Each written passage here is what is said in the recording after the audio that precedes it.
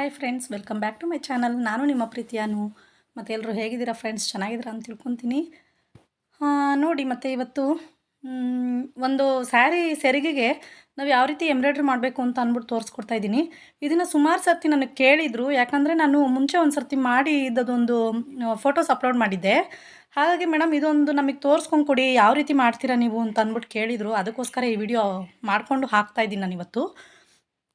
ನೋಡಿ, ಆದರೆ ಅದೆಲ್ಲದಕ್ಕಿಂತ ಮುಂಚೆ ಯಾರೆಲ್ಲ ನನ್ನ ಚಾನಲ್ನ ಸಬ್ಸ್ಕ್ರೈಬ್ ಮಾಡ್ಕೊಂಡಿಲ್ವೋ ಅವರೆಲ್ಲ ದಯವಿಟ್ಟು ಚಾನಲ್ನ ಸಬ್ಸ್ಕ್ರೈಬ್ ಮಾಡಿಕೊಂಡು ಆದಷ್ಟು ಫುಲ್ ವಿಡಿಯೋ ನೋಡಿ ಫ್ರೆಂಡ್ಸ್, ಓಕೆನಾ? ನೋಡಿ, ಇದು ಬಂದುಬಿಟ್ಟು ನಮ್ಮ ಫ್ರೆಂಡ್ ಅವ್ರದ್ದೇ ಸ್ಯಾರಿ. ಇದು ನನ್ನ ಕ್ಲಾಸ್ಮೇಟ್ ಕೂಡ ಅವ್ರದ್ದು ಯಾವುದೋ ಮದುವೆ ಇದೆ ಅಂತ ಅಂದ್ಬಿಟ್ಟು ಕೊಟ್ಟಿದ್ದರು. ಇದು ಬ್ಲೌಸು ಎಂಬ್ರಾಯ್ಡ್ರು ಮತ್ತು ಸ್ಯಾರಿ ಪಲ್ಲುಗೆ ಡಿಸೈನ್ ಆಗಬೇಕಿತ್ತು, ತಂದುಕೊಟ್ಟಿದ್ರು. ಹಾಗಾಗಿ ಮಾಡ್ತಾಯಿದ್ದೀನಿ. ತುಂಬ ಅರ್ಜೆಂಟ್ ಇದೆ ಫ್ರೆಂಡ್ಸ್. ಇದು ಏನು ಗೊತ್ತಾ, ಇದು ನೆನ್ನೆ ಅಷ್ಟೇ ಕೊಟ್ಟಿದ್ದು, ಇವತ್ತಾಗಲೇ ಅವ್ರಿಗೆ ಕೊಡಬೇಕು. ಹಾಗಾಗಿ ಬೇಗ ಬೇಗ ಮಾಡ್ತಾಯಿದ್ದೆ. ಟೈಮೇ ಇರಲಿಲ್ಲ ಇದಕ್ಕೆ, ತುಂಬ ಟೈಮ್ ಇಲ್ಲ. ಟೈಮ್ ಇದ್ದರೆ ಸ್ವಲ್ಪ ನಿಧಾನ ಮಾಡ್ಬೋದಿತ್ತು. ಇದು ಅರ್ಜೆಂಟ್, ಇದು ಒಂದೇ ದಿನಕ್ಕೆ ಬೇಕು ಅಂತ ಹೇಳಿದ್ರು ಅವರು. ಹಾಗಾಗಿ ಇದು ವರ್ಕ್ ಅಷ್ಟೇ ಇದೆ, ಸ್ಟಿಚಿಂಗ್ ಅವರೇ ಮಾಡ್ಕೊತಾರಂತೆ. ಹಾಗಾಗಿ ಇದು ಮಾಡ್ತಾಯಿದ್ದೆ. ನೋಡಿ, ಈಗ ನಾನು ಫಸ್ಟ್ ಏನು ಮಾಡಿದ್ದೀನಿ ಗೊತ್ತಾ, ಇದಕ್ಕೆ ನಾವು ಸ್ಯಾರಿ ಸೆರಗು ಎಷ್ಟು ಉದ್ದ ಇರುತ್ತೆ ಅಷ್ಟು ಉದ್ದಕ್ಕೂ ಒಂದು ಪೀಸ್ನ ನಾವು ಎಕ್ಸ್ಟ್ರಾ ಪೀಸ್ನ ಅಟ್ಯಾಚ್ ಮಾಡ್ಕೋಬೇಕಾಗತ್ತೆ. ಅದನ್ನು ಅಟ್ಯಾಚ್ ಮಾಡಿಕೊಂಡು ಆಮೇಲೆ ನಾವು ಅದಕ್ಕೆ ನಮಗೆ ಎಷ್ಟು ಉದ್ದ ಬರ್ತಾ ಇರುತ್ತೆ, ಆ ರಿಂಗಿಗೆ ಎಷ್ಟು ಉದ್ದ ಕೂತ್ಕೊಳ್ಳುತ್ತೆ ಅಷ್ಟು ಉದ್ದಕ್ಕೆ ನೀವು ಕ್ಯಾನ್ವಾಸ್ನ ಹಾಕ್ಕೊಂಡು ಆಮೇಲೆ ಈ ಬಟ್ಟೆನ ಅದ್ರ ಮೇಲೆ ಹಾಕಿ ಬೋರ್ಡ್ಗೆ ಫಿಟ್ ಮಾಡ್ಕೋಬೇಕಾಗತ್ತೆ, ಓಕೆನಾ? ಯಾಕಂತಂದರೆ ಇದು ಕ್ಯಾನ್ವಾಸ್ ಹೆಂಗೆ ಹಾಕೋದು ಅಂತ ಕನ್ಫ್ಯೂಷನ್ ಮಾಡ್ಕೋಬೇಡಿ. ಕೆಲವರು ಇದನ್ನು ಬೋರ್ಡ್ಗೆ ಹಾಕ್ದಿರನೂ ಮಾಡ್ತಾರೆ. ಆದರೆ ನನಗೇನು ಅನ್ನಿಸ್ತು ಅಂತಂದರೆ, ಅಷ್ಟು ಉದ್ದ ನಾವು ಎಳ್ಕೊಂಡು ಹಿಂಸೆ ಪಡೋದ್ರ ಬದಲು ಬೋರ್ಡಿಗೆ ಹಾಕ್ಕೊಂಡೇ ನಾನು ಮಾಡ್ತೀನಿ. ಯಾವಾಗ ಮಾಡಬೇಕಾದ್ರೂ ಸ್ವಲ್ಪ ಈಸಿ ಅನ್ನಿಸ್ತು ನನಗೆ ಬೋರ್ಡ್ಗೆ ಹಾಕ್ಕೊಂಡು ಮಾಡೋದ್ರಿಂದ. ಹಾಗಾಗಿ ನಾನು ಈ ಥರ ಯಾವಾಗ ಮಾಡಬೇಕಾದ್ರೂ ನಾನು ಬೋರ್ಡ್ಗೆ ಹಾಕೇ ಮಾಡ್ತೀನಿ, ಹಾಕದೆ ಮಾಡಲ್ಲ. ನಾನು ಅದಕ್ಕೆ ನನಗೆ ಗೊತ್ತಿರೋ ಥರನೇ ನಿಮಗೂ ಹೇಳ್ಕೊಡ್ತಾ ಇದ್ದೀನಿ, ಓಕೆನಾ? ನೀವು ನಿಮ್ಮ ಸ್ಯಾರಿಗೆ ಆಗಲಿ ಬೇರೆಯವ್ರ ಸ್ಯಾರಿಗೆ ಆಗಲಿ ಮಾಡಬೇಕಾದ್ರೆ ಈ ಥರ ಮಾಡೋದ್ರಿಂದ ನಿಮಗೆ ಎಲ್ಲೂ ಕ್ರಾಸ್ ಬರಲ್ಲ. ಏನು ಲೈನಾಗಿ ಕರೆಕ್ಟಾಗಿ ಉದ್ದಕ್ಕೆ ಬರುತ್ತೆ. ಮತ್ತು ಇದು ಇದೆಯಲ್ಲ, ಹಾಫ್ ಸರ್ಕಲ್ ಏನು ಕರು ಶೇಪ್ಗಳು ಹಾಕಿದ್ದೀವಲ್ಲ, ಅದೆಲ್ಲ ಕೂಡ ಚೆನ್ನಾಗಿ ಬರುತ್ತೆ. ನೋಡಿ ಎಷ್ಟು ಚೆನ್ನಾಗಿ ಬರ್ತಿದೆ ಅಂತ. ಈಗ ನಾನು ಇದು ಏನಾಗುತ್ತೆ ಗೊತ್ತಾ, ಈ ಡಿಸೈನ್ ಮಾಡುವಾಗ, ಇದಕ್ಕೆ ಸೆರಗಿಗೆ ಮಾಡುವಾಗ ನಾವು ಬ್ಲೌಸ್ ನೆಕ್ಕಲ್ಲಿ ಮಾಡಿರ್ತೀವಲ್ವಾ, ಅದರದ್ದೇ ಒಂದು ಡಿಸೈನ್ನ ಇದಕ್ಕೆ ಇದು ಮಾಡ್ಕೋಬೇಕಾಗತ್ತೆ. ಬ್ಲೌಸ್ ಡಿಸೈನ್ ಏನು ಬಂದಿದೆ ಅದನ್ನೇ ಮಾಡ್ಕೋಬೇಕಾಗತ್ತೆ. ಆವಾಗ ಚೆನ್ನಾಗಿ ಕಾಣುತ್ತೆ, ಅದಕ್ಕೆ ಲುಕ್ ಇರುತ್ತೆ. ಇಲ್ಲ ಅಂತಂದರೆ ಸೆರಗಲ್ಲೇ ಯಾವುದಾದ್ರೂ ಬಂದಿದ್ದರೆ, ಸೆರಗಲ್ಲಿ ಏನಾದರೂ ಈ ಮಾವಿನ ಮೊಗ್ಗು ಈ ಥರದ್ದೆಲ್ಲ ಬಂದಿರುತ್ತಲ್ಲ ಫ್ಲವರ್ ಡಿಸೈನು, ಅದನ್ನು ಹಾಕ್ಕೋಬೋದು. ಆದರೆ ನೋಡಿ, ಇದರಲ್ಲಿ ಸೆರಗಲ್ಲಿ ಅಂಥ ದೊಡ್ಡ ದೊಡ್ಡ ಫ್ಲವರ್ಸು ಇದು ಬಂದಿರಲಿಲ್ಲ. ಒಂಥರ ಚಿಕ್ಕ ಚಿಕ್ಕದಾಗೆಲ್ಲ ಬುಟ್ಟ ಶೇಪು ಆ ಥರದ್ದೇ ಕೊಟ್ಟಿದ್ದರು. ಹಾಗಾಗಿ ನಾನು ಅದನ್ನು ಹಾಕಿಲ್ಲ. ಆದರೆ ನೆಕ್ ಡಿಸೈನಿಗೆ ಅವ್ರು ಈ ಡಿಸೈನ್ ಸೆಲೆಕ್ಟ್ ಮಾಡ್ಕೊಂಡಿದ್ರು. ಇದರಲ್ಲಿ ಏನು ನಾನು ಫ್ಲವರ್ದು ಲೀಫ್ ಡಿಸೈನ್ ಹಾಕ್ತಿದ್ದೀನಲ್ಲ, ಈ ಥರ ಡಿಸೈನ್ ಇರೋದನ್ನೇ ಸೇಮ್ ಇದು ಏನಿದೆ ಇದನ್ನೇ ನೆಕ್ಕಲ್ಲಿ ಕೂಡ ಮಾಡಿರೋದು ನಾವು ಬ್ಲೌಸಿಗೆ. ಹಾಗಾಗಿ ನಾನು ಇದನ್ನು ಮಾಡ್ತಾಯಿದ್ದೀನಿ. ನೋಡಿ, ಈಗ ನಾನು ಜರಿ ಥ್ರೆಡಲ್ಲಿ ಲೀಫ್ ಹಾಕ್ಕೊಂಡಿದ್ದೆ. ಅಂದರೆ ಕಾಪರ್ ಗೋಲ್ಡ್ ಕಲರಲ್ಲಿ ನಾನು ಫಸ್ಟು ಕರು ಹಾಕ್ಕೊಂಡೆ, ಕರು ಶೇಪು. ನೆಕ್ಸ್ಟು ಲೀಫ್ಗಳು ಮಾಡಿದ್ನಲ್ಲ, ದೊಡ್ಡ ದೊಡ್ಡ ಲೀಫು, ಅದು ಬಂದುಬಿಟ್ಟು ಗೋಲ್ಡ್ ಕಲರ್ ಜರಿ ಥ್ರೆಡ್ಡಲ್ಲಿ ಮಾಡ್ಕೊಂಡಿದ್ದೀನಿ. ಅದು ಎರಡೂ ಕೂಡ ಜರಿ ಥ್ರೆಡ್ಡೇ ಯೂಸ್ ಮಾಡಿದ್ದೀನಿ. ಯಾಕಂದರೆ ಒಂದು ಸ್ವಲ್ಪ ಹೈ ಲುಕ್ ಬರಲಿ, ಚೆನ್ನಾಗಿ ಅಂತ ಕಾಣಲಿ ಅಂತ ಅಂದ್ಬಿಟ್ಟು. ಈಗ ನಾನು ಸ್ಯಾರಿ ಕಲರ್ ಬಂದುಬಿಟ್ಟು ಅದೊಂಥರ ಗ್ರೇ ಮಿಕ್ಸು, ಈ ಕಡೆ ಕ್ರೀಮು ಅಲ್ಲ, ಈ ಕಡೆ ಗ್ರೇನೂ ಅಲ್ಲ, ಆ ಥರ ಕಾಣಿಸ್ತಾ ಇತ್ತು. ಅದರಲ್ಲಿ ನಾನು ಸಿಲ್ಕ್ ಥ್ರೆಡ್ ತೊಗೊಂಬಂದ್ಬಿಟ್ಟು ಈ ಲೀಫ್ಗಳನ್ನ ಹಾಕ್ತಾಯಿದ್ದೀನಿ, ಫ್ಲವರ್ ಶೇಪ್ ಬರೋ ಥರ. ನೋಡಿ ಎಷ್ಟು ಚೆನ್ನಾಗಿ ಬರ್ತಿದೆ ಅಂತ. ಮತ್ತು ನೆನ್ನೆ ವೀಡಿಯೋಸ್ ಅಪ್ಲೋಡ್ ಮಾಡಿದ್ನಲ್ಲ ಫ್ರೆಂಡ್ಸ್, ತುಂಬ ಚೆನ್ನಾಗಿ ರೆಸ್ಪಾನ್ಸ್ ಬಂದಿದೆ ಅದಕ್ಕೆ. ಎಲ್ಲರೂ ನಿಜ ತುಂಬ ಜನ ಕೇಳಿದರು, ಆ ಥರದ್ದೊಂದು ಫಿಲ್ಲಿಂಗ್ ಮಾಡೋದು ವೀಡಿಯೋಸ್ನ ಅಪ್ಲೋಡ್ ಮಾಡಿಕೊಡಿ ಅಂತ ಅಂದ್ಬಿಟ್ಟು ಹಾಕಿದ್ದೆ. ತುಂಬ ಚೆನ್ನಾಗಿ ರೆಸ್ಪಾನ್ಸ್ ಬಂದಿದೆ. ಪಾಪ ತುಂಬ ಜನಕ್ಕೆ ಹೆಲ್ಪ್ ಆಯಿತು ಅಂತ ನಾನು ತಿಳ್ಕೊತೀನಿ. ಯಾಕಂತಂದರೆ ಅವರೆಲ್ಲ ಕಲಿಯೋಕ್ಕೆ ಸ್ವಲ್ಪ ಹೆಲ್ಪ್ ಆಯ್ತಲ್ಲ, ಅವರಿಗೆ ಅನುಕೂಲ ಆಯಿತು. ಮತ್ತು ಅದರಲ್ಲಿ ಬರೆದು ತೋರಿಸಿದ್ದೀನಲ್ಲ, ಅದನ್ನ ನೋಡಿ ಎಲ್ಲರೂ ಇಷ್ಟಪಟ್ಟರು. ಮೇಡಮ್, ನೀವು ಬರೆದು ಕೂಡ ತೋರಿಸಿದ್ದೀರಲ್ಲ, ನಿಜ ನಮಗಿನ್ನೂ ಅನುಕೂಲ ಆಯಿತು ಕಲಿಯೋದಕ್ಕೆ, ಪ್ರಾಕ್ಟೀಸ್ ಮಾಡೋದಕ್ಕೆ ಅಂತ ಅಂದ್ಬಿಟ್ಟು ಹೇಳಿದ್ರು. ನಿಜ ನನಗೂ ನಿಮಗೆ ಈಸಿಯಾಗಿ ಕಲಿಯಲಿಕ್ಕೆ ಆಗುವಂಥದ್ದೇ ನನಗೂ ಬೇಕಾಗಿರೋದು.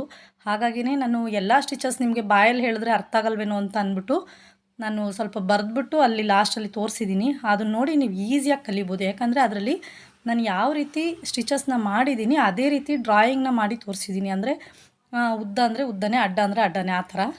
ಹಾಗಾಗಿ ನೀವು ಈಸಿಯಾಗಿ ಪ್ರಾಕ್ಟೀಸ್ ಮಾಡ್ಬೋದು, ಓಕೆನಾ? ನೋಡಿ ಈಗ ಎಷ್ಟು ಚೆನ್ನಾಗಿ ಬರ್ತಿದೆ ಅಂತ ಇದು ಲೀಫು. ಫ್ರೆಂಡ್ಸ್, ಮಾತ್ರ ಇದು ಎಷ್ಟು ಅರ್ಜೆಂಟಲ್ಲಿತ್ತು ಅಂದರೆ, ಇದು ಬೇರೆ ಮಳೆ ಇಲ್ಲ, ನಿನ್ನೆಯಿಂದ ಮಳೆ ಇರೋದಕ್ಕೆ ಏನಾಗಿದೆ ಗೊತ್ತಾ, ಕರೆಂಟ್ ಹೋಗ್ತಾ ಇದೆ. ಪ್ರತಿ ಸರ್ತಿ ಕರೆಂಟ್ ಹೋಗ್ತಾ ಇರೋದಕ್ಕೆ ಇದು ಬೇರೆ ಅರ್ಧಂಬರ್ಧ ಬ್ಲೌಸ್ ಆಗಿದೆ. ನಂದು ಫುಲ್ ಇದು ವರ್ಕೂ ರೆಡಿ ಆಗಿಲ್ಲ. ಈ ಕಡೆ ಸ್ಯಾರಿ ಪಲ್ಲುನೂ ರೆಡಿ ಆಗಿಲ್ಲ. ಹಾಗಾಗ್ಬಿಟ್ಟಿದೆ. ಸರಿ, ತುಂಬ ಅರ್ಜೆಂಟಲ್ಲಿ ಮಾಡಿದ್ದು ಇದು ವರ್ಕು. ಇದು ಈ ವಿಡಿಯೋ ಮಾಡೋ ಅಷ್ಟೊತ್ತಿಗೆ ನಾನು ಇದು ವರ್ಕ್ ಹಾಕೋ ಅಷ್ಟೊತ್ತಿಗೆ ರಾತ್ರಿ ಒಂದು 10:30 11 ಗಂಟೆ ಆಗಿದೆ. ಇದು ವಿಡಿಯೋ ಇದು ಮಾಡ್ತಾ ಇದ್ದೀನಲ್ವಾ, ಈ ಟೈಮಿಂಗ್ ಬಂದುಬಿಟ್ಟು ಇದು ವರ್ಕ್ ಆಗ್ತಾಯಿದ್ದು 11 ಗಂಟೆ ರಾತ್ರಿ ಅನಿಸುತ್ತೆ. ಫುಲ್ ಫಿನಿಷ್ ಮಾಡಿ ಮಲ್ಕೊಳ್ಳೋ ಅಷ್ಟೊತ್ತಿಗೆ 12 ಗಂಟೆ 12:30 ಆಗಿಬಿಡ್ತು ನನಗೆ.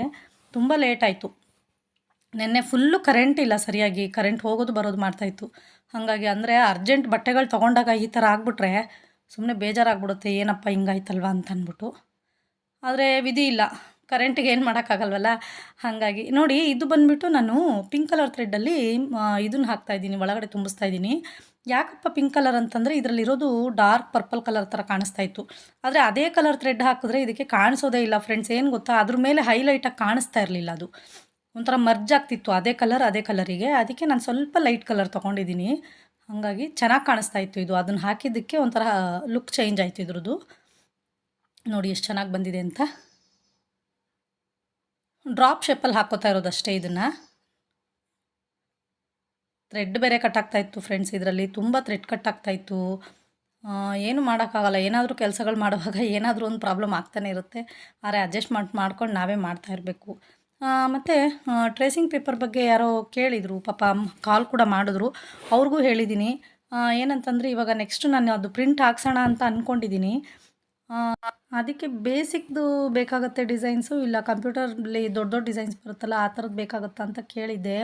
ಒಂದು 2-3 ಜನ ಹೇಳಿದ್ದಾರೆ ಬೇಸಿಕ್ಕು ಇರಲಿ ಅಕ್ಕ, ಯಾಕಂತಂದರೆ ನಾವೆಲ್ಲ ಈಗಷ್ಟೇ ಕಲಿತಾ ಇರೋದ್ರಿಂದ ಬೇಸಿಕ್ ಡಿಸೈನ್ಸ್ ಬೇಕಾಗುತ್ತೆ ಅಂತ. ಜೊತೆಗೆ ಒಂದಷ್ಟು ಒಂದು ಸ್ವಲ್ಪ ನಾವು ಹಾಕುವಂಥ ಕಂಪ್ಯೂಟರ್ ಡಿಸೈನ್ಸ್ ಇರುತ್ತಲ್ಲ, ಅಂದರೆ ವಿತ್ ಬೇಲು ಇದು ಎಲ್ಲ ಬರುತ್ತೆ, ಸ್ವಲ್ಪ ಹೆವಿ ಇರುತ್ತೆ ವರ್ಕು. ಆ ಥರದ್ದೂ ನೀವು ಹಾಕಿಸ್ಕೊಳ್ಳೋದ್ರಿಂದ ಬೆನಿಫಿಟ್ ಇರುತ್ತಲ್ಲ. ಯಾಕಂದರೆ ಬೇಸಿಕ್ ಡಿಸೈನ್ಸು ನಾವೇ ಬೇಕಾದ್ರೆ ಕ್ರಿಯೇಟ್ ಮಾಡ್ಬೋದು. ಏನಾದರೂ ಒಂದು ಬೇಲು ಅದು ಇದು ಹಾಕಿ ಏನೋ ಒಂದು ಕ್ರಿಯೇಟ್ ಮಾಡ್ಕೋಬೋದು. ಒಂದಷ್ಟು ಲೀಫ್ಗಳು ಏನಾದರೂ ಒಂದು ಹಾಕ್ಕೊಂಡ್ರೆ ಆಗೋಗ್ಬಿಡುತ್ತೆ. ಆದರೆ ಕಂಪ್ಯೂಟರ್ ಡಿಸೈನ್ಸ್ ಇರುತ್ತಲ್ಲ, ಇದು ಸ್ವಲ್ಪ ಏನಾಗುತ್ತೆ, ನಾವು ಎಲ್ಲ ಥರ ಡಿಸೈನ್ಸ್ನು ಇದು ಮಾಡೋಕ್ಕಾಗಲ್ವಲ್ಲ. ಹಾಗಾಗಿ ಓಕೆ, ನಾನು ನೋಡೋಣ, ಅದು ಪ್ರಿಂಟ್ ಮಾಡಿಸ್ತೀನಿ ಇಷ್ಟರಲ್ಲೇ. ಮಾಡಿಸಿದಾಗ ನಾನು ಹೇಳ್ತೀನಿ ಯೂಟ್ಯೂಬಲ್ಲೇ. ಆವಾಗ ಯಾರಿಗಾದರೂ ಬೇಕಾದರೆ ಹೇಳಿದ್ರೆ ನಾನು ಇಷ್ಟು ಅಂತ ಅಮೌಂಟ್ ಹೇಳ್ತೀನಿ, ಪೇ ಮಾಡಿ ತೊಗೊಳ್ಳೋರಂತೆ. ಓಕೆನಾ. ಮತ್ತು ನೋಡಿ ಫ್ರೆಂಡ್ಸ್, ಅದು ಆಗೋಯ್ತಲ್ವ, ಒಂದು ಸ್ಟೆಪ್ಪು ಮುಗ್ದಿದ್ದ ಕೂಡಲೇ ಅದು ಬೋರ್ಡ್ ಎಷ್ಟುದ್ದ ಬರುತ್ತೆ ಅಷ್ಟುದ್ದಕ್ಕೆ ಹಾಕೋಕ್ಕಾಗೋದು. ಮತ್ತು ನಾವು ರಿಪೀಟ್ ಅದೇ ಥರನೇ ಬೇರೆ ಇನ್ನೊಂದು ಸರ್ತಿ ಬೋರ್ಡಿಗೆ ಹಾಕಿ ನಾವು ಈ ಥರ ರೆಡಿ ಮಾಡಬೇಕಾಗತ್ತೆ, ಆಯಿತಾ. ಯಾಕಂದರೆ ಲೈನ್ ಉದ್ದಕ್ಕೂ ನಮ್ಗೆ ಒಂದೇ ಸರ್ತಿ ಹಾಕೋಕ್ಕಾಗಲ್ಲ. ಆಗ ಒಂದು ಸ್ವಲ್ಪ ಬಿಟ್ಟು ನಾವು ರೆಡಿ ಮಾಡ್ಕೋಬೇಕು. ನೋಡಿ, ಅದನ್ನು ನಾನು ಲೆಫ್ಟ್ ಸೈಡಿಂದ ಹಾಕಿದ್ದೆ. ನಿಮಗೆ ಏನಕ್ಕೆ ನಾನು ಮೊನ್ನೆ ಯಾರಾದರೂ ಕಲಿಯೋರಿದ್ರೂ ಎರಡೂ ಸೈಡಲ್ಲಿ ನೀವು ಪ್ರಾಕ್ಟೀಸ್ ಮಾಡಬೇಕಾಗತ್ತೆ, ಒಂದೇ ಸೈಡ್ ಮಾಡ್ಕೋಬೇಡಿ ಅಂತ ಏನಕ್ಕೆ ಹೇಳಿದೆ ಅಂತಂದರೆ, ನೋಡಿ ಈ ಥರ ಪ್ರಾಬ್ಲಮ್ಸ್ ಆಗುತ್ತೆ. ನೋಡಿ, ಎರಡೂ ಸೈಡಲ್ಲಿ ಮಾಡೋದ್ರಿಂದ ನಮಗೆ ಲೆಫ್ಟಲ್ಲಿ ಬೇಕಾದ್ರೂ ನಾವು ಡಿಸೈನ್ನ ಹಾಕ್ಬೋದು, ರೈಟಲ್ಲಿ ಬೇಕಾದ್ರೂ ಡಿಸೈನ್ನ ಹಾಕ್ಬೋದು. ಆದರೆ ನೀವೇನು ಮಾಡ್ತೀರಾ, ನಿಮಗೆ ಈಸಿ ಆಗುತ್ತೆ ಅಂತ ಅಂದ್ಬಿಟ್ಟು ಬರೀ ಬಲಗಡೆ ಸೈಡೇ ಇಟ್ಕೊಂಡು ನೀವು ಪ್ರಾಕ್ಟೀಸ್ ಮಾಡಿಬಿಟ್ಟಿರ್ತೀರ. ಆದರೆ ನಮಗೆ ಲೆಫ್ಟ್ ಸೈಡಿಂದ ನಮಗೆ ಡಿಸೈನ್ ಬೇಕಾಗಿರುತ್ತೆ. ಆಗ ನೀವು ಬೋರ್ಡ್ ಆ ಕಡೆಗೆ ತಿರುಗಲ್ಲ. ಆಗ ಹೇಗೆ ಹಾಕ್ತೀರಾ ನೀವು, ಆವಾಗ ಹಾಕೋಕ್ಕಾಗಲ್ಲ. ಅದಕ್ಕೆ ನಾನು ಹೇಳೋದು, ನಿಮಗೆ ಲೆಫ್ಟ್ ಸೈಡ್ ಕೂಡ ನೀವು ಪ್ರಾಕ್ಟೀಸ್ ಮಾಡಬೇಕು, ರೈಟ್ ಸೈಡ್ ಕೂಡ ಪ್ರಾಕ್ಟೀಸ್ ಮಾಡಬೇಕು. ಯಾವ ಸೈಡಲ್ಲಿ ಬೋರ್ಡ್ ತಿರುಗಿಸಿದ್ರೂ ನಿಮಗೆ ಸೇಮ್ ಡಿಸೈನ್ ಬರಬೇಕು. ಆ ಥರ ನೀವು ಪ್ರಾಕ್ಟೀಸ್ ಮಾಡ್ಕೋಬೇಕಾಗತ್ತೆ. ಓಕೆನಾ. ಒಂದೇ ಸೈಡ್ ಮಾತ್ರ ಮಾಡಬೇಡಿ. ಮಾಡೋದು ಹೇಗಿದ್ರೂ ಪ್ರಾಕ್ಟೀಸ್ ಮಾಡ್ತಿರ್ತೀರಲ್ಲ, ಒಂದಷ್ಟು ಲೆಫ್ಟ್ ಸೈಡಲ್ಲಿ ಹಾಕಿ, ಒಂದಷ್ಟು ರೈಟ್ ಸೈಡಲ್ಲಿ ಹಾಕಿ ಬೋರ್ಡ್ನ ಟರ್ನ್ ಮಾಡಿಕೊಂಡು ನಿಮ್ಗೆ ಈಸಿಯಾಗಿ ಕಲಿಬೋದು. ಆಗ ಕಲ್ತ ಮೇಲೂ ನಿಮಗೆ ವರ್ಕ್ ಹಾಕೋಕ್ಕೆ ತುಂಬ ಸುಲಭ ಆಗುತ್ತೆ. ನಿಮ್ಗೆ ಇಲ್ಲೇ ಗೊತ್ತಾಗ್ತಿರ್ಬೋದು, ನಾನು ಆವಾಗಲಿಂದ ಹಾಕಿದ್ದೆಲ್ಲ ರೈಟ್ ಸೈಡ್ ಹಾಕಿದ್ದೆ, ಈಗ ನಾನು ಲೆಫ್ಟ್ ಸೈಡ್ ಹಾಕ್ತಿದ್ದೆ ಅಲ್ವಾ. ಹಾಗೆ ಇದನ್ನು ನೋಡಿ ಆ ಥರ ಹಾಕಕ್ಕೆ ಬರಲ್ಲ. ಯಾಕಂದರೆ ಲೀಫ್ ಸ್ವಲ್ಪ ದೊಡ್ಡದಾಗಿ ಬಂದಿರೋದ್ರಿಂದ ಹಂಗೆ ಬರಲ್ಲ. ನಾವು ಸ್ಟ್ರೈಟಲ್ಲೇ ಇಟ್ಕೊಂಡು ಹಾಕಬೇಕಾಗತ್ತೆ. ತುಂಬ ಸಣ್ಣ ಸಣ್ಣ ಲೀಫ್ಗಳು ಮಾಡುವಾಗ ಸೈಡಿಂದನೇ ಹಾಕ್ಕೊಂಬರ್ಬೋದು. ನಮಗೆ ಇದರ ಅವಶ್ಯಕತೆನೇ ಇಲ್ಲ, ಅಂದರೆ ಸೆಂಟ್ರಲ್ಲಿ ಇಟ್ಕೊಂಡು ಹಾಕಬೇಕು ಅನ್ನಂಗೆ ಇರಲ್ಲ. ಆದರೆ ಈ ಥರ ಡಿಸೈನ್ಸ್ ಮಾಡುವಾಗ ನಾವು ಹಿಂಗೆ ಹಾಕೋದ್ರಿಂದ ಚೆನ್ನಾಗಿ ಬರುತ್ತೆ. ಒಂಥರ ಉಬ್ಬದಂಗೆ ನೀಟಾಗಿ ಚೆನ್ನಾಗಿ ಕಾಣಿಸ್ತಿರುತ್ತೆ, ಶೇಪ್ಸ್ ಚೆನ್ನಾಗಿ ಬರುತ್ತೆ. ಓಕೆನಾ. ನೋಡಿ ಎಷ್ಟು ಚೆನ್ನಾಗಿ ಬಂತು ಅಂತ. ಮತ್ತು ಕೆಲವೊಂದು ಫ್ಯಾಬ್ರಿಕ್ಕು ಅಷ್ಟೇ ಫ್ರೆಂಡ್ಸ್, ಏನು ಗೊತ್ತಾ, ನಾವು ಅಂದ್ಕೊತೀವಿ ಏನಪ್ಪ ನಮ್ಮ ಮಿಷಿನೇ ಪ್ರಾಬ್ಲಮ್ ಇರ್ಬೋದು, ಇದೇನು ಬಟ್ಟೆ ಎಲ್ಲ ಎಳ್ಕೊತಾ ಇದೆಯಲ್ಲ ಈ ಥರ ಆಗ್ತಿದೆ ಅಂತ. ಕೆಲವೊಂದು ಟೈಮ್ ಏನಾಗುತ್ತೆ, ಅವ್ರು ಕೊಟ್ಟಿರೋಂಥ ಫ್ಯಾಬ್ರಿಕ್ ಕೂಡ ಪ್ರಾಬ್ಲಮ್ ಇರುತ್ತೆ. ಎಷ್ಟೇ ಸ್ವಲ್ಪ ಕಾಸ್ಟ್ಲಿ ಇರಲಿ ಏನೇ ಇರಲಿ, ಕೆಲವೊಂದು ಟೈಮು ಬಟ್ಟೆ ಚೆನ್ನಾಗಿಲ್ಲ ಅಂತ ಅಂದಾಗ ಎಳ್ಕೊತಾ ಇರುತ್ತೆ. ಈ ಫ್ಯಾಬ್ರಿಕ್ಕಲ್ಲಿ ಏನಾಗ್ತಿತ್ತಪ್ಪ ಅಂತಂದರೆ, ನನ್ನ ಮಿಷಿನ್ ಚೆನ್ನಾಗಿದೆ, ಎಲ್ಲ ಚೆನ್ನಾಗಿದೆ, ಆದ್ರೂ ಬಟ್ಟೆ ಎಳ್ಕೊಂಡು ಫುಲ್ಲು ಎಂಡ್ವರೆಗೂ ಸರಿಯಾಗಿ ಮೂವ್ ಆಗ್ತಿರಲಿಲ್ಲ, ಒಂಥರ ಹಿಡಿತಾ ಇತ್ತು. ನೋಡಿದ್ರೆ ಅದು ಫ್ಯಾಬ್ರಿಕ್ಕೇ ಪ್ರಾಬ್ಲಮ್. ನಾನು ಎಲ್ಲ ಥರ ಟ್ರೈ ಮಾಡಿ ನೋಡಿದೆ, ಆಮೇಲೆ ಸರಿಯಾಗಲಿಲ್ಲ ಅದು. ಸರಿ ಅಂಥೇಳಿ ನಾನೇ ಅಡ್ಜಸ್ಟ್ ಮಾಡಿ ವರ್ಕ್ ಮಾಡಿದೆ. ಚೆನ್ನಾಗೇ ಬಂತು ಒಟ್ಟಿನಲ್ಲಿ. ಅಂದರೆ ಹೇಳೋದು, ಯಾಕಂದರೆ ಕೆಲವ್ರು ಪಾಪ ತುಂಬ ಅಯ್ಯೋ ಅಕ್ಕ ಬಟ್ಟೆ ಎಳ್ಕೊತಾ ಇದೆ, ಮೇಡಮ್ ಈ ಥರ ಗಂಟು ಬರ್ತಾ ಇದೆ, ಎಲ್ಲದೂ ಪಾಪ ಕೇಳ್ತಾ ಇರ್ತೀರಲ್ವಾ, ಅದಕ್ಕೆ ಹೇಳೋದು ಕೆಲವೊಂದು ಟೈಮು ನಮಗೆ ಫ್ಯಾಬ್ರಿಕ್ ಚೆನ್ನಾಗಿಲ್ಲ ಅಂದ್ರೂ ಈ ಥರದ ಪ್ರಾಬ್ಲಮ್ಸ್ಗಳು ಆಗ್ತಾ ಹೋಗುತ್ತೆ. ಸ್ವಲ್ಪ ನಾವೇ ಏನಾದರೂ ಟ್ರೈ ಮಾಡಿ ಇದು ಮಾಡಿ ಮಾಡಬೇಕಾಗತ್ತೆ. ಇನ್ನೊಂದು ಟಿಪ್ಸ್ ಏನಪ್ಪ ಅಂತ ಅಂದರೆ, ನಿಮಗೆ ತುಂಬಾ ಬಟ್ಟೆ ತುಂಬ ಎಳ್ಕೊತಾ ಇದೆ ಅಂತಂದರೆ ಕ್ಯಾನ್ವಾಸ್ನ ಡಬಲ್ ಹಾಕ್ಕೊಳ್ಳಿ ಆಯಿತಾ. ಸಿಂಗಲ್ ಕ್ಯಾನ್ವಾಸಲ್ಲಿ ಎಳ್ಕೊಳ್ಳುತ್ತೆ ಒಂದೊಂದು ಸಮಯದಲ್ಲಿ ಬಟ್ಟೆ ತುಂಬ ಚೆನ್ನಾಗಿಲ್ಲ ಅಂತ ಅನ್ನೋರು ಕೊಟ್ಟಿರ್ತಾರಲ್ವಾ, ಆಗ ನೀವೇನು ಮಾಡಿ ಕ್ಯಾನ್ವಾಸ್ನ ಡಬಲ್ ಹಾಕಿ. ಆವಾಗ ಎಳ್ಕೊಳ್ಳಲ್ಲ ಬಟ್ಟೆ, ಅಷ್ಟಾಗಿ ಎಳ್ಕೊಳ್ಳಲ್ಲ, ಸ್ವಲ್ಪ ಕಂಟ್ರೋಲ್ ಆಗುತ್ತೆ. ಆವಾಗ ಸ್ಪೀಡೂ ಅಷ್ಟೇ ತುಂಬ ಕಮ್ಮಿ ಇಟ್ಕೊಂಡು ಮಾಡಿ. ಮತ್ತು ಇನ್ನೊಂದೇನಪ್ಪ ಅಂತಂದರೆ, ಡಬಲ್ ಸರ್ತಿ ಹಾಕಬೇಡಿ. ಏನು ಇವಾಗ ತೆಳು ಬಂದುಬಿಟ್ಟಿದೆ ಇನ್ನೊಂದು ಸರ್ತಿ ಹಾಕೋಣ ಅಂತ ಅಂದ್ಬಿಟ್ಟು ಎರಡೆರಡು ಟೈಮ್ ಹಾಕಕ್ಕೆ ಹೋಗಬೇಡಿ, ಆಗ ಇನ್ನೂ ಜಾಸ್ತಿ ಎಳ್ಕೊಳ್ಳುತ್ತೆ ಬಟ್ಟೆ ಆಯಿತಾ. ಆವಾಗ ಏನು ಮಾಡಬೇಕಪ್ಪ ಅಂತಂದರೆ, ನಾವು ಸ್ವಲ್ಪ ಸ್ಲೋ ಆಗೇ ಮಾಡಿಕೊಂಡು ಅಲ್ಲೇ ಯಾವತ್ತೂ ಅಷ್ಟೇ. ಇನ್ನೊಂದೇನು ಗೊತ್ತಾ, ನೀವು ಎಂಬ್ರಾಯ್ಡರಿ ಮಾಡುವಾಗ ಸ್ವಲ್ಪ ಸ್ಲೋನಲ್ಲಿ ಮಾಡಿದ್ರೆ ಚೆನ್ನಾಗಿ ತಿಕ್ಕಾಗಿ ಚೆನ್ನಾಗಿ ಬರುತ್ತೆ. ಅಂದರೆ ಮಂದಕ್ಕಿರುತ್ತೆ ಎಂಬ್ರಾಯ್ಡ್ರಿ.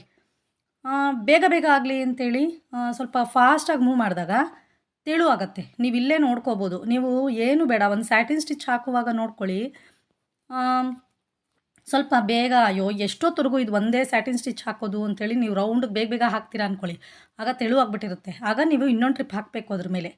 ಇಲ್ಲ ಅಂದರೆ ಏನಿಲ್ಲ, ಆರಾಮಾಗಿ ತೆಳುವಾಗಿ ಹಾಕಿದ್ರೆ ಒಂದೇ ಸರ್ತಿಗೆ ಮುಗಿಸ್ಕೋಬೋದು. ನೋಡಿ ಇವಾಗ ಡಿಸೈನ್ ಕಂಪ್ಲೀಟ್ ಆಗಿದೆ. ಇದು ಸ್ಯಾರಿದು ಪಲ್ಲು ಎಷ್ಟು ಚೆನ್ನಾಗಿ ಬಂದಿದೆ ಅಂತ ನೋಡಿ. ಈಗ ಇದನ್ನು ಕಟ್ ಮಾಡಿ ತೆಗಿಬೇಕು ನಾವು ಆಯಿತಾ. ನೋಡಿ ಈ ಥರ ಕಟ್ ಮಾಡಿ ಆ ಶೇಪ್ ಏನಿದೆ ಅದು ಅಷ್ಟಕ್ಕೆ ಕಟ್ ಮಾಡಿ ತೆಗಿಬೇಕು. ನೋಡಿ ತೋರಿಸ್ಕೊಡ್ತೀನಿ ಈಗ ನಾನು ಅಲ್ಲಿ ನೋಡಿ. ಇದು ಅಷ್ಟೇ ಫ್ರೆಂಡ್ಸ್, ಬೆಳಗ್ಗೆನೇ ಎಷ್ಟು ಗೊತ್ತಾ, ತುಂಬಾ ಟೈಮ್ ಆಗೋಗಿದ್ದು. ಅಂದರೆ ತುಂಬ ಬೇಗನೆ ಇದು ಮಾಡೋಕ್ಕೆ ಕೂತ್ಕೊಂಡಿದ್ದಾನೆ, ಯಾಕಂದರೆ ಅವ್ರು ಬೇಗ ಬರ್ತೀನಿ ಅಂತ ಹೇಳಿದರು. ಸ್ವಲ್ಪ ಬೇಗ ಬೇಕು ಬೆಳಗ್ಗೆನೆ ಅಂತ ಅಂದ್ಬಿಟ್ಟು, ಅದಕ್ಕೆ ನೋಡಿ ಎಷ್ಟು ಅರ್ಜೆಂಟಲ್ಲಿ ಮಾಡ್ತಾ ಇರೋದು ಅಂದರೆ ಇದು ಕೆಲಸ. ಇದು ನಾನು ಕಟ್ ಮಾಡೋಕ್ಕೆ ಕೂತಾಗ ಹೆಚ್ಚು ಕಮ್ಮಿ ಇನ್ನು 7:45 ಅಷ್ಟೇ ಟೈಮು. ಅಷ್ಟೊತ್ತಿಗಾಗಲೇ ಟೈಮ್ ಆಗಿಬಿಡುತ್ತಲ್ಲ, ಇನ್ನು ಇದೆಲ್ಲ ಯಾವಾಗ ನಾನು ಪ್ರಿಪೇರ್ ಮಾಡೋದು ಅಂತೇಳಿ. ಇನ್ನು ಸ್ಯಾರಿ ಫಾಲ್ ಹಾಕಿರಲಿಲ್ಲ, ಇದಕ್ಕೆ ಫಾಲ್ ಬೇರೆ ನಂದೇ ಇತ್ತು, ಹಾಕಬೇಕಿತ್ತು. ಹಾಗಾಗಿ ಕಟ್ ಮಾಡಿ ತೆಗಿತಾ ಇದ್ದೀನಿ ನೋಡಿ. ಈ ಥರ ನೀಟಾಗಿ ಹುಷಾರಾಗಿ ಕಟ್ ಮಾಡ್ಕೊಳ್ಳಿ. ಆದರೆ ಇದನ್ನು ಯಾವ ರೀತಿ ಕಟ್ ಮಾಡಬೇಕು ಅಂತಂದರೆ ನೋಡಿ, ನಾವು ಏನು ಸ್ಯಾಟಿನ್ ಸ್ಟಿಚ್ಚನ್ನ ಕರು ಶೇಪ್ ಹಾಕ್ಕೊಂಡಿದ್ದೀವಲ್ಲ, ಅದರಿಂದ ಕೆಳಗಡೆಗೆ ನಾವು ಕಟ್ ಮಾಡ್ಕೋಬೇಕು ಆಯಿತಾ. ಅಂದರೆ ಅದರ ಎಡ್ಜಿಗೆ ಯಾವುದೇ ಕಾರಣಕ್ಕೂ ಆ ಸ್ಟಿಚ್ಚಸ್ ಮಾತ್ರ ಕಟ್ ಆಗಬಾರ್ದು. ನಾವು ಹಾಕಿರೋಂಥ ಎಂಬ್ರಾಯ್ಡ್ರಿ ಸ್ಟಿಚ್ ಏನಾದರೂ ಕಟ್ಟಾಯಿತು ಅಂತಂದರೆ ಎಂಬ್ರಾಯ್ಡ್ರಿನೇ ಹಾಳಾಗುತ್ತೆ. ನಾವು ಹಾಕಿರೋ ಸ್ಯಾಟಿನ್ ಸ್ಟಿಚ್ಚು ಹಾಳಾಗ್ಬಿಡುತ್ತೆ, ಮತ್ತು ಹಾಕೋಕ್ಕೂ ಆಗಲ್ಲ ಅದನ್ನು ಆಯಿತಾ. ಹಾಗಾಗಿ ನೀವೇನು ಮಾಡಬೇಕು ಅಂದರೆ ಅದರಿಂದ ಕೆಳಗಡೆಗೆ ಕಟ್ ಮಾಡ್ಕೋಬೇಕಾಗತ್ತೆ ನೋಡಿಕೊಂಡು ಹುಷಾರಾಗಿ. ನೋಡಿ ಹೆಂಗೆ ಕಟ್ ಮಾಡ್ತಿದ್ದೀನಿ ಅಂತಂದರೆ, ಇದು ಮತ್ತು ಕ್ಯಾನ್ವಾಸ್ ಎಲ್ಲ ಹಾಕಿರ್ತೀವಲ್ಲ ಅದೆಲ್ಲ ನೀಟಾಗಿ ರಿಮೂವ್ ಮಾಡಬೇಕು ಆಯಿತಾ. ಕ್ಯಾನ್ವಾಸ್ ತೆಗೆದ್ರೇ ಚೆನ್ನಾಗಿ ಕಾಣೋದು. ಸ್ವಲ್ಪ ಭಾಗ ನಮ್ಗೆ ಏನು ಸ್ಟಿಚಸ್ ಇದೆ ಅಷ್ಟೇ ಕೂತ್ಕೊಳ್ಳಿ, ಮಿಕ್ಕಿದ್ದನ್ನ ತೆಗೆದುಬಿಡ್ಬೇಕಾಗತ್ತೆ ನಾವು.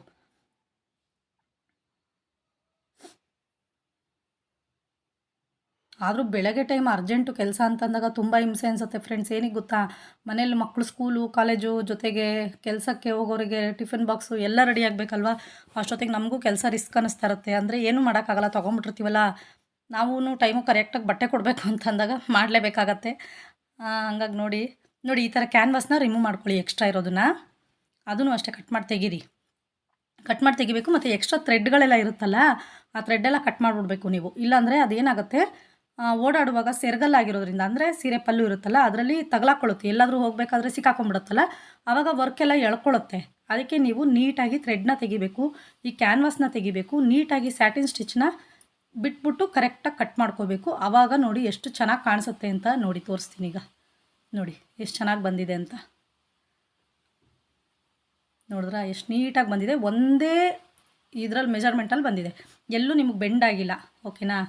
ನೋಡಿ ಇನ್ನೂ ಏನೂ ರೆಡಿಯಾಗಿಲ್ಲ ಮನೆಯಲ್ಲಿ, ಹೆಂಗಂದರೆ ಹಂಗೆ ಇದೆ. ಮನೆ ಮಾತ್ರ ಏನೂ ಕ್ಲೀನ್ ಮಾಡಿಲ್ಲ, ಮನೆ ಕೆಲಸನೇ ಆಗಿರಲಿಲ್ಲ ಬೆಳಗ್ಗೆ. ಇನ್ನು 7:45ಗೆ ರೆಡಿಯಾಗಿ ಇದು ಸ್ಯಾರಿ ಇದು ಮಾಡಬೇಕು ಅಂತ ಅಂದ್ಕೊಂಡು ಕೂತ್ಕೊಂಡಿದ್ದು ನಾನು. ನೋಡಿ ವರ್ಕು ಬ್ಲೌಸ್ದು ಈ ಥರ ಬಂದಿದೆ, ಸೇಮ್ ಇದೇ ವರ್ಕನ್ನೇ ನಾನು ಅಲ್ಲಿನೂ ಸೆರಗಲ್ಲೂ ಹಾಕ್ಕೊಟ್ಟಿದ್ದೀನಿ. ನೋಡಿ ಎಷ್ಟು ಚೆನ್ನಾಗಿ ಬಂದಿದೆ ಅಂತ ನೋಡಿ. ಇವರು ಇದು ಕೇಳಿದರು, ಏನು ಈ ಡೋರಿ ಕ್ಯಾಪಿಗೆ ಇದು ಕೇಳಿದರು, ಎಂಬ್ರಾಯ್ಡ್ರಿ ಇರಲಿ ಅಂತ ಹೇಳಿದರು, ಲಟ್ಕನ್ ಮಾಡಿಕೊಡಿ ಅಂತ ಹೇಳಿದರು. ಹಾಗಾಗಿ ಅದನ್ನು ಮಾಡಿದ್ದೀನಿ ನಾನು. ನೋಡಿ ಇದೆಲ್ಲ ಆಲ್ರೆಡಿ ಸ್ಯಾರಿ ಫಾಲ್ಗಳನ್ನ ಹಾಕ್ತಾಯಿದ್ದೆ ನಾನು. ಅದು ಬ್ಲೌಸು ಎಂಬ್ರಾಯ್ಡ್ರಿ ವರ್ಕ್ ಮಾಡಿದ ಮೇಲೆ ಸ್ವಲ್ಪ ಲೇಟೇ ಆಯಿತು ನಾನು ರಾತ್ರಿ ಮಲಗೋಕ್ಕೆ. ಬ್ಲೌಸೆಲ್ಲ ಸ್ಟಿಚ್ ಆಗೋದಿತ್ತು, ಹಾಗಾಗಿ ಬೆಳಗ್ಗೆಯಿಂದ ಕರೆಂಟ್ ಇರಲಿಲ್ವಲ್ಲ, ಹಂಗಾಗಿ ನೈಟು ತುಂಬ ಹೊತ್ತಾಯ್ತು ನಾನು ಮಲಗೋಕ್ಕೆ. ನೋಡಿ ಇದೆಲ್ಲ ಬ್ಲೌಸೆಲ್ಲ ರೆಡಿ ಮಾಡಿದ್ದೀನಿ, ಪೋಟ್ಲಿ ಬಟನ್ ಹಾಕಿ ಸ್ಯಾರಿ ಪೀಸಲ್ಲೇ ಪೈಪಿಂಗ್ನ ಮಾಡಿ ಲೇಸ್ ಅಟ್ಯಾಚ್ ಮಾಡಿ ಒಂದು ಬ್ಲೌಸ್ ರೆಡಿ ಮಾಡಿದ್ದೀನಿ. ಇನ್ನೊಂದೆರಡು ನಾರ್ಮಲ್ ಬ್ಲೌಸ್ ರೆಡಿ ಮಾಡಿದ್ದೀನಿ ನೋಡಿ.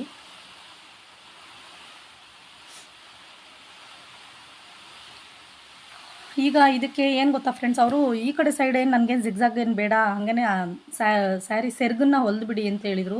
ಹಾಗಾಗಿ ಹಾಗೆ ಸ್ಟಿಚ್ ಆಗ್ತಾಯಿದ್ದೀನಿ ನಾನು ಫೋಲ್ಡ್ ಮಾಡಿ. ನಿಮಗೆ ಬಿಗಿನರ್ಸ್ ಟೈಲರಿಂಗ್ ಕಲಿಬೇಕು ಅಂತ ಅನ್ನೋರಿಗೂ ಹೆಲ್ಪ್ ಆಗ್ಬೋದು ಅಂದ್ಕೊತೀನಿ ನಾನು. ಯಾಕಂತಂದರೆ ಸ್ಟಿಚಿಂಗ್ ವೀಡಿಯೋಸ್ ನಾನು ಹಾಕೋದೇ ಇಲ್ಲ, ರೇರ್ ಹಾಕೋದು, ಜಾಸ್ತಿ ಓಡಲ್ವೇನೋ ಅಂತ ಅಂದ್ಬಿಟ್ಟು ನಾನು ಹಾಕಲ್ಲ. ಅಂದ್ರೂ ಇದೊಂದು ವಿಡಿಯೋ ಆಗಿದೆ, ಆದ್ರೂ ನೋಡಿ. ಸ್ಯಾರಿ ಒಂದು ಸ್ವಲ್ಪ ಅಂಚು ಹೊಲ್ದ್ಬಿಟ್ಟು ಮತ್ತು ಫಾಲ್ ಹಾಕಬೇಕಿತ್ತು ಇದಕ್ಕೆ. ಹಾಗಾಗಿ ಇದನ್ನು ಹೆಂಗಿದ್ರು ಅದು ಮೊಬೈಲ್ ಆನಲ್ಲೇ ಬಿಟ್ಟಿದ್ನಲ್ಲ ಅಂಥೇಳಿ ಮಾಡ್ಕೊಂಡಿರೋದು ಅಷ್ಟೇ. ನಾನು ಅಂದ್ಕೊಳ್ಳೋದು ಸ್ಟಿಚಸ್ ವೀಡಿಯೋಸ್ನು ಅಪ್ಲೋಡ್ ಮಾಡ್ಬೋದಾ, ನೋಡ್ತಾರ ಜನ, ಕೇಳ್ತಾರ ಅನ್ನೋದೊಂದಿದೆ. ಯಾಕಂದರೆ ಜಾಸ್ತಿ ನಾನು ಎಂಬ್ರಾಯ್ಡ್ರಿ ವೀಡಿಯೋಸೇ ಹಾಕ್ತೀನಿ, ಸ್ಟಿಚಿಂಗ್ ವೀಡಿಯೋಸ್ ಜಾಸ್ತಿ ಹಾಕಲ್ಲ. ಬೇಕು ಅಂತಂದರೆ ಬೇಕಾದರೆ ಹಾಕ್ಕೊಡ್ತೀನಿ. ಯಾಕಂತಂದರೆ ಎನಿ ಟೈಮ್ ಎಂಬ್ರಾಯ್ಡ್ರಿದು ಅಷ್ಟೇ ಹಾಕ್ತೀನಲ್ವಾ. ಕಟಿಂಗ್ ವಿಡಿಯೋ ಮತ್ತು ಸ್ಟಿಚಿಂಗ್ ವಿಡಿಯೋಗಳು ಹಾಕೋದ್ರಿಂದ ಅದನ್ನು ಒಂದಷ್ಟು ಜನಗಳಿಗೆ ಹೆಲ್ಪ್ ಆಗುತ್ತಲ್ವ ಅಂತ ಅಂದ್ಬಿಟ್ಟು. ಅದು ನೋಡಿ ಪಿನ್ ಮಾಡಿಬಿಟ್ಟಿದ್ದಾರೆ ಇದಕ್ಕೆ, ಅದನ್ನು ತೆಗಿತಾ ಇದ್ದೆ ಇಲ್ಲಿ.